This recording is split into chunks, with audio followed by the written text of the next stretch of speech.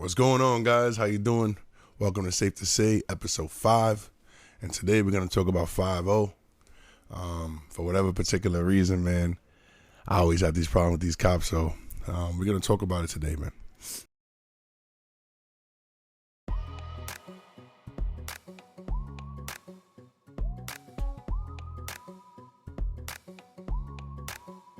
Today, man, our episode is about NYPD, but police in general.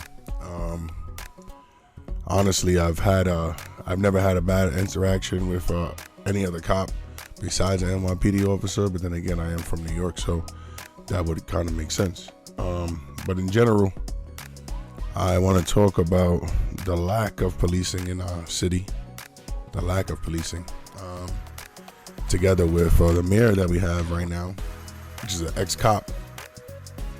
You can't expect anything else besides what's happening right now with our police. So pretty much the reason why I wanted to explain this, I wanted to get into it, was to show you somewhat my issues with the police over the last couple of years, right? Pretty much as I've been an adult, so you're talking about 15 years or so. My experiences and what I know about NYPD and cops. What I know is there's a protocol to everything. You can't just do what you want, no matter where you work at. And there's no different from the police officers in our city.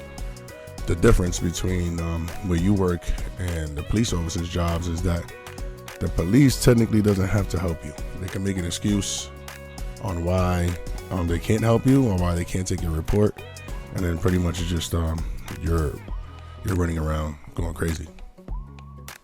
I knew it. And I knew it. So, the thing about the police, it's hard because there's so much to talk about, but the thing about the police, right, if you ever went into a precinct, especially in Brooklyn, once you walk in, instead of them saying hi, they all stare at you like either you're a criminal or you're like internal affairs, you're here to get them in trouble. And immediately, they send like a little rookie cop to you to try to help, but it's not necessary to help. It's pretty much to get the information out of you. And then basically if the rookie cop says some type of mistake or says something wrong, they'll go and say, hey, he's new here, he doesn't know protocol, but listen to me. So that's my first problem with the police. They all each other's bosses. And it's a bad environment, bad work environment, right? Now, the police in New York City are guys just like me, just like you. Guys that a lot of people say that got beat up in high school and stuff like that. Now, I beg to differ. So I don't believe that these particular cops are guys that got beat up and stuff like that. Maybe some of them are, obviously. There's 44,000 police officers in New York City. So, of course, there has to be a few that got bullied. But nonetheless, I don't think anybody takes that job not knowing the risk, right? And you may have a young guy that's not as tough, but might have the heart and the passion for the policing, and he might join the force. But what happens is when it comes down to the streets, when it's me and the officers, really comes down to manpower. And what happens with the cops is that they end up realizing that they don't have manpower, and the only thing they have is their gun. Their badge doesn't really mean anything. And they kind of try to finagle being tough with basically you're not that tough, right? They try to like antagonize you to kind of do something, so then they have every authority to do whatever they want. So that's the rough exterior of police officers. So most of the time when I do get involved with police officers, I instantly pull out protocol. They instantly get mad, and it goes down in a ripple effect like that. It's tough, man. It's tough, So we could go into like the stop and frisk situation, right? So when stop and frisk was around, I was about like 18 years old or so. Got my license, I got a car. I'm driving to school back and forth.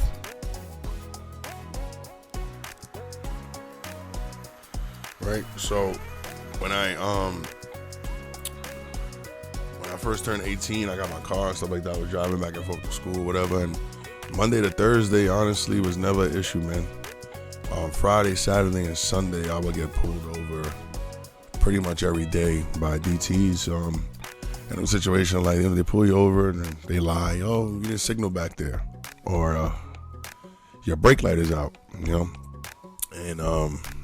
then they basically step out the car and they search you. That was when Stop and Frisk was around. They search you, they search the car, and they hope that they find something. If they don't, you just ended up getting violated. Basically, a random guy, two guys pulled up on you, they touched you, they checked your whole car, and they let you go. I don't know where in the world would that be comfortable or okay, including here. It's not okay. So that's why they pretty much abolished that. So now the cops are going around like, oh, well, we can't stop and frisk them, we can't ensure your safety. And they pretty much saying that, there's possibility of guns and drugs in these vehicles. And at this point now, they're not able to do their job. That was the first problem.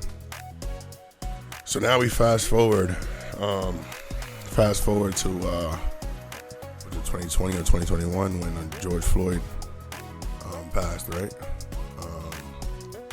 And all the cops were getting this backlash. So I was actually for it, because the fact is that nobody should be able to sit or kneel on somebody's neck and stay there and say, well, you're not listening. So since you're not listening, or you didn't do what I asked you to do, this is why this is happening.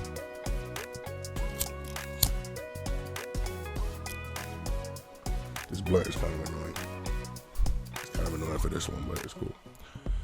So yeah, that's kind of the first problem, right?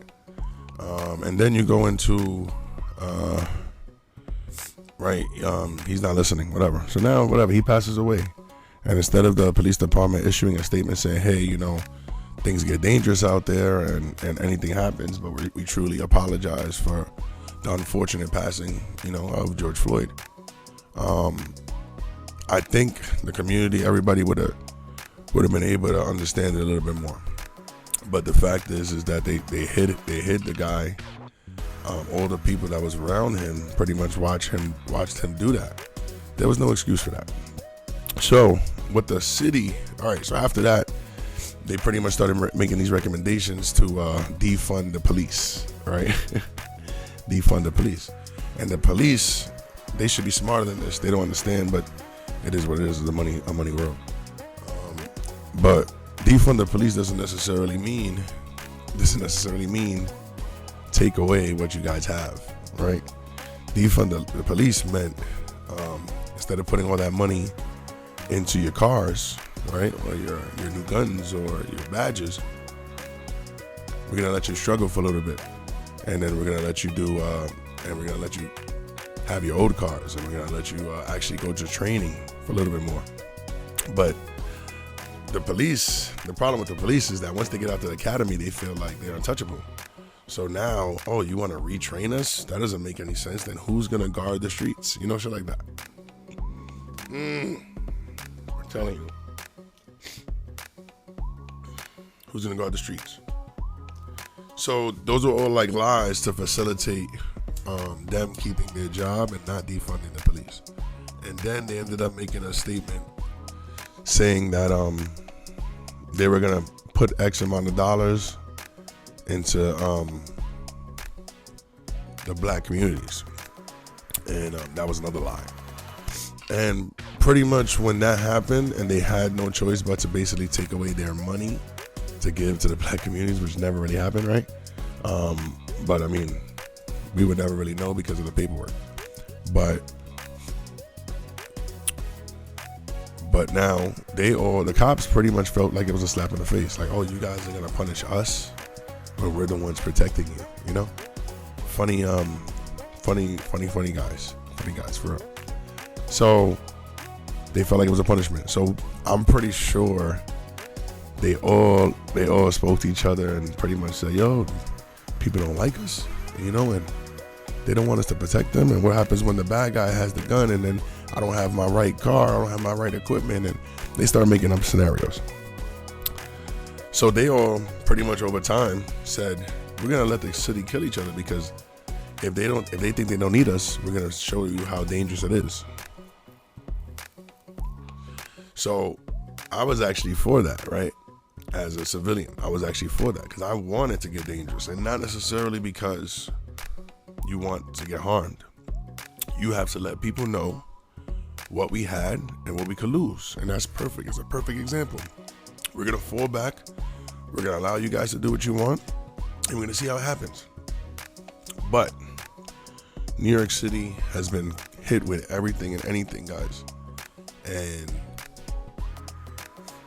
we didn't kill each other. We actually started working together. We actually felt easier when the cops wasn't on our back. We were able to enjoy a full day without having to see police.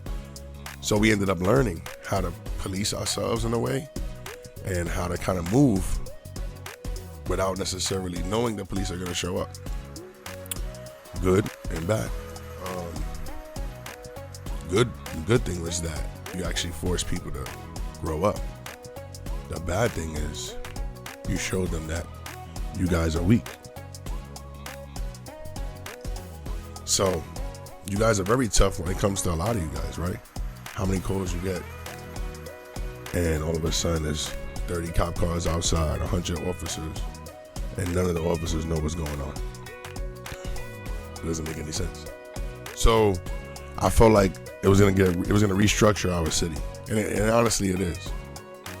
So the cops took it as a slap in the face, and they said, "Hey, we gotta let all you guys kill each other," and boom, boom. So the city that never flipped upside down until now. Honestly, 2024 is probably the hottest year in the city so far in the last 3 to 4 years, where so many random things are happening. You know, people are getting shot. There's shootings every day, stabbings.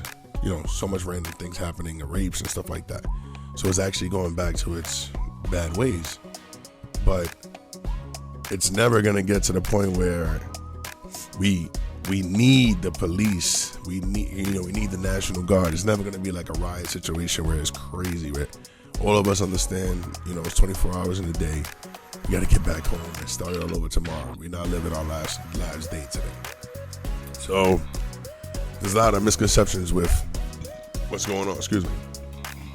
There's a lot of misconceptions with what's going on. That's the police atmosphere, right? So me personally, if you guys know anything about me, I am heavy on holding the police responsible for not being good officers. And it's something as simple as a business card, guys. A business card. Something as simple as that. If you can't give me that, then why are we talking? So I'll tell you a story. A lot of you guys may know this story, but if you don't, welcome. So my first arrest in Queens, second arrest in Queens, but all my arrests are dumb, either no license or disorderly conduct. Honestly, nothing else, right? So, anyways, 2013, I'm driving my vehicle. I've had tints, and there's a blue and white car following me I make a turn on Elliott in Queens, coming to Williamsburg, and the 104th precinct, and a white car starts tailing me through the cemetery. So mind you, before the cemetery, it was about 3 blocks. So they had enough time to pull me over, but I guess they were waiting for me to do something else wrong. So they go through the cemetery with me, I'm watching them, I see them behind me. And then we at the red light, I'm looking up, I'm like, yo, what's going on with these officers? I'm looking at them and they just laughing in the cop car, talking to each other. There's a female on the right, male on the left. And basically, I'm with my girl at the moment, and I'm like, yo, what's going on? I'm thinking, I was gonna pull you over. I'm like, I don't know, they just laughing. I think we good. Whatever. Anyways, long story short, green light comes, lights go on. Boop, boop. Oh shit. So I pull over, cop comes up, hey, your tints, boom, boom. Say, hey, listen, just borrowing the vehicle, get him a story, whatever. Just borrowing the vehicle. They're like, okay. They go back to the car. And they sit in that car for about 20 minutes, guys. So at this point, I'm getting nervous. It's the middle of the winter.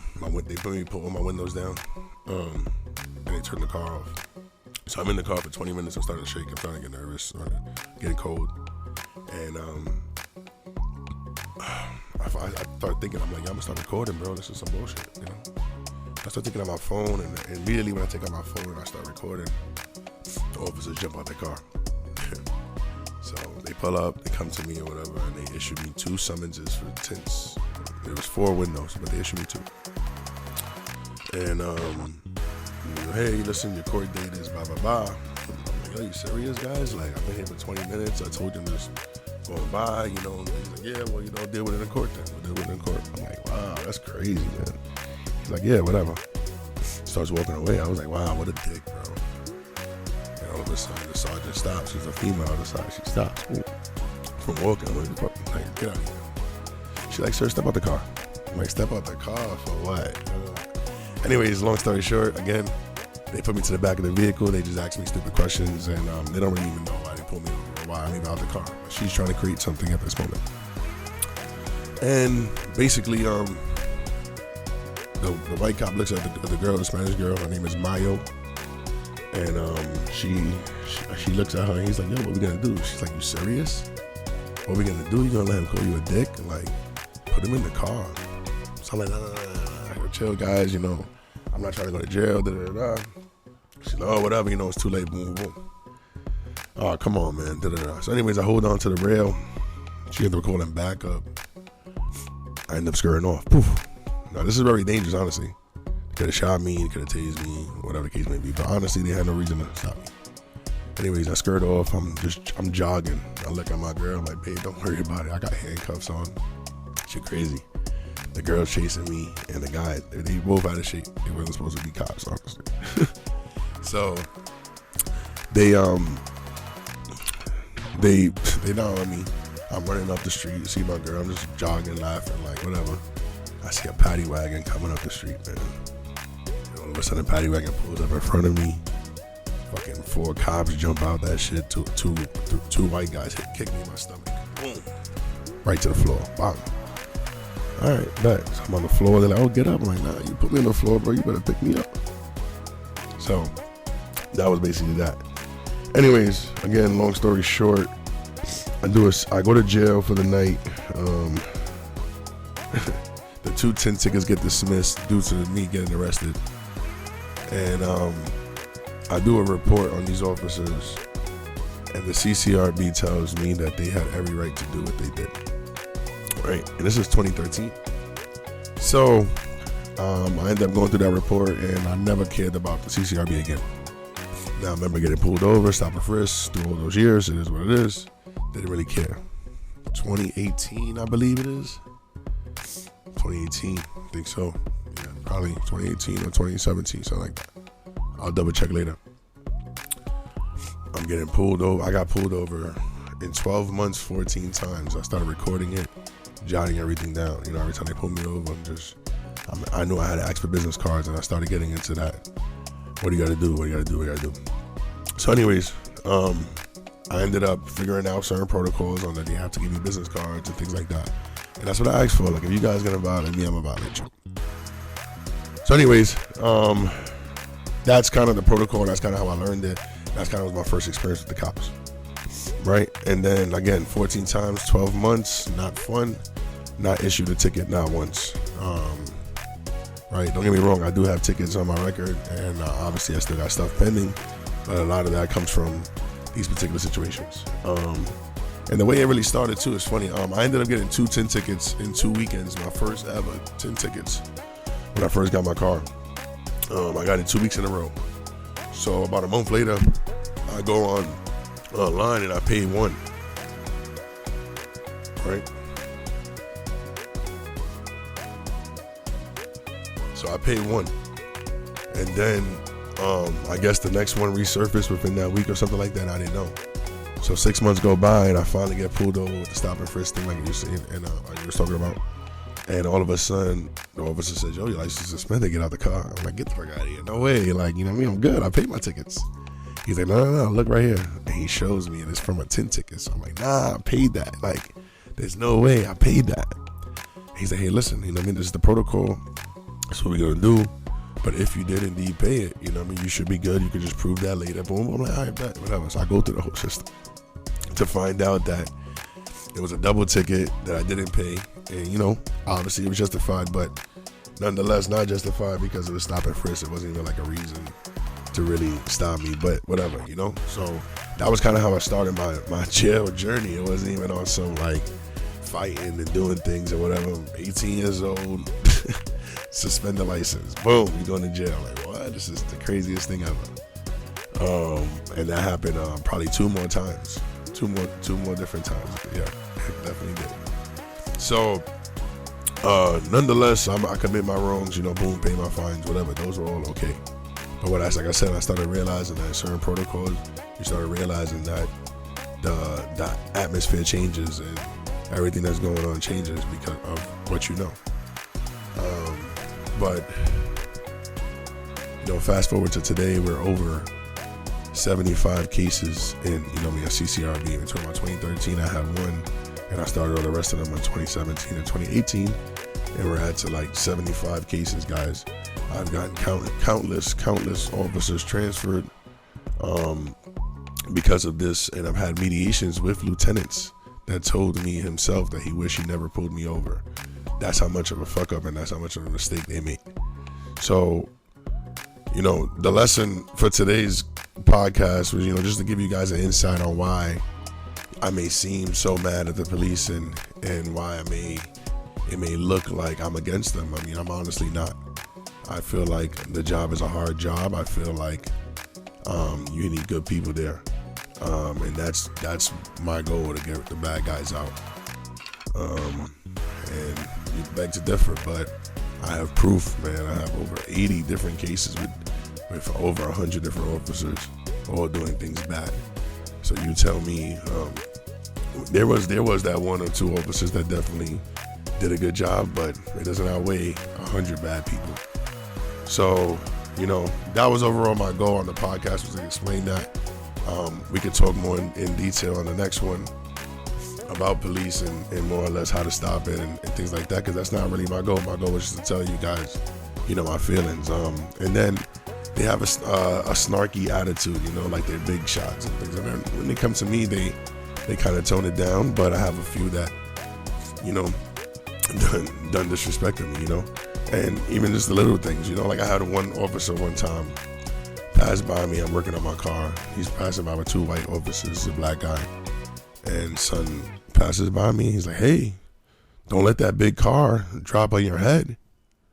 I'm like, "Oh, go figure, idiot." Like, and he walks away laughing. Then when he comes back, I kind of addressed it. I'm like, "Hey, listen, I don't understand why you even doing that. I was whack." And instead of him apologizing, son gets mad. So that's their ego jumping in. Obviously, they don't know how to do their job. So, you know, police in New York City obviously gave up on us, and we have to kind of do more to expect more from them. But overall, they're not too good. Not too good in the city. Even though they may be one of the best police units in the country, they're not good at all. They don't have people skills. But that's just New York for you. So thank you guys for watching episode 5. Truly, you know, it's more insight on, like I said, my life and who I am and things that we can all talk about. Take care. Tune in. See you next time.